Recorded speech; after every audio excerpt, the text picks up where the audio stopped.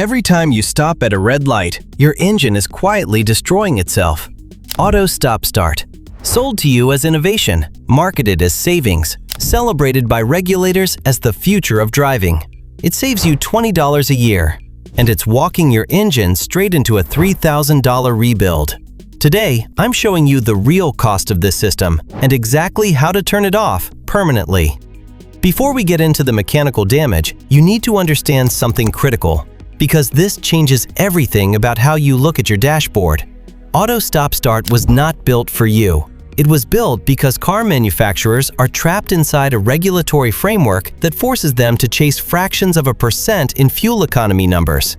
And Stop Start is one of the cheapest ways to pad those numbers on paper. Here's how it works. Government agencies test vehicles in controlled laboratory conditions to assign official fuel economy ratings. Those ratings determine whether a manufacturer's entire fleet meets federal emissions standards. Miss those targets, and the financial penalties are severe. So, if a manufacturer programs Stop Start to be active by default every single time the car starts, those fractional savings get counted in the official test numbers. 0.5% here, 0.25% there, just enough on a government spreadsheet to keep regulators satisfied. Your car brand isn't malicious. They're legally cornered into prioritizing a 0.5% mileage bump on a government document over whether your engine survives past 150,000 miles. You are not the customer in this equation. You are the asset being optimized around. Now let's talk about what is physically happening inside your engine every single time that stop-start system kicks in. First, you need to understand how your engine stays alive when running normally. Your crankshaft spins at 700 to 4,000 rotations per minute, dragging oil underneath itself and building what engineers call hydrodynamic lubrication, a pressurized wedge of oil film that physically separates the metal journal from the bearing shell beneath it. Those two surfaces never actually touch. They float on a layer of oil thinner than a human hair. That film is the only thing standing between a healthy engine and catastrophic metal-on-metal contact. Now, here's what happens the second stop-start cuts the engine at a red light. The crankshaft stops. Oil pressure drops to zero. That fluid wedge collapses. The heavy metal components drop directly onto the bearing shells with nothing protecting them. Engineers call this boundary lubrication, the most dangerous state your engine can be in. And the damage doesn't happen while the engine sits still. It happens the moment the light turns green. When the engine fires back up, there is a fraction of a second, invisible to you, where the crankshaft is already spinning before oil pressure has reestablished. In that window, it's raw metal on raw metal, every single restart. A traditional driver restarts their engine 2 or 3 times a day. Manageable. A stop-start system in urban traffic? 50 restarts. Every commute, every day. 50 metal-on-metal wear events before you even get to work. Multiply that across years, and you're no longer talking about normal engine wear. You're talking about accelerated bearing degradation that your oil change schedule was never designed to handle. Engine bearings aren't the only casualties. Stop-start puts 2 other components under extraordinary stress, and both carry an ugly price tag. The starter motor first. Manufacturers do beef these up. Stronger internals, reinforced components, built specifically for increased cycling. But here's the problem. A traditional starter is engineered for roughly 50,000 lifetime cycles. In a normal vehicle, you'd never get close to that number. A stop-start vehicle demands up to 500,000 cycles, 10 times the engineering tolerance, in a component that, no matter how reinforced, is still a wear item. It will fail. The only question is when, and what it costs you when it does. Now the battery. This is where it gets expensive. Stop-start vehicles can't use a standard lead-acid battery. They require an AGM, absorbent glass mat, because of the electrical punishment the system delivers every single cycle. Think about what happens when the engine cuts out at a red light. A C keeps running. Radio stays on. Headlights stay lit. Power steering keeps functioning. All of that load is draining the battery while the alternator is completely offline. Then, 30 seconds later, that same battery has to crank a hot engine back to life, immediately. That cycle of heavy discharge followed by instant high-demand cranking creates massive thermal and electrical stress. Standard batteries fail within months under this abuse. AGM batteries handle it, for a while.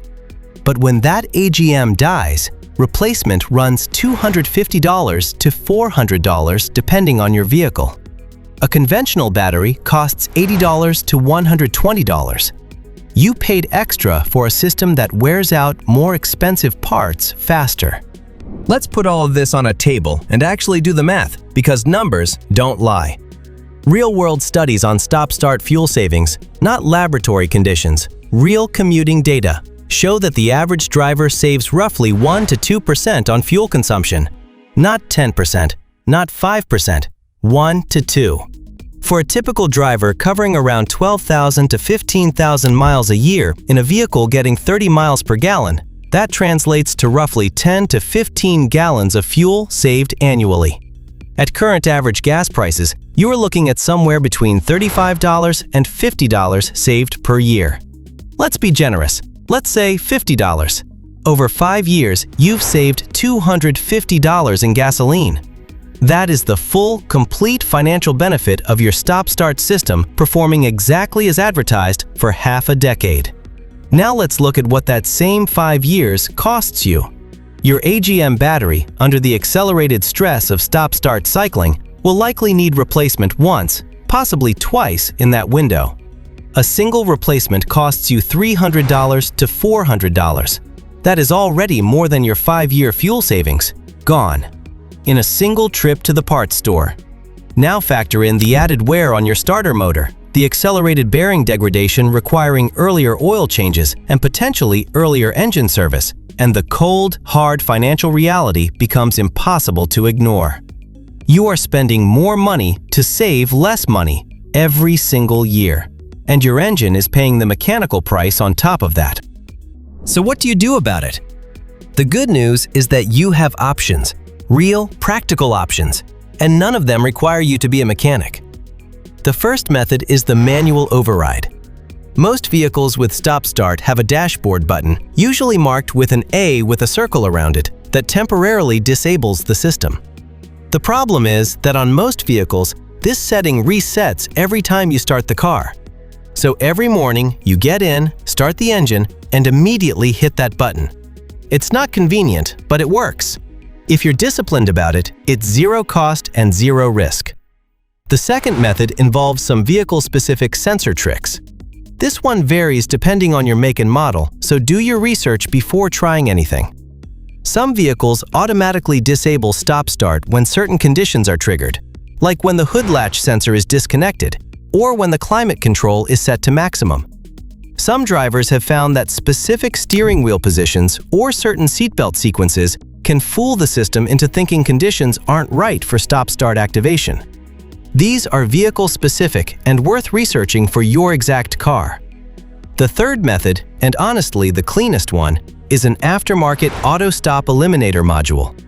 These are small, inexpensive plug-and-play devices that either tap into the back of your stop-start switch or connect directly to your OBD2 port. They essentially teach your car to permanently remember that you want the system off. No button pressing every morning, no sensor workarounds. You plug it in, configure it once, and your stop-start is permanently defeated.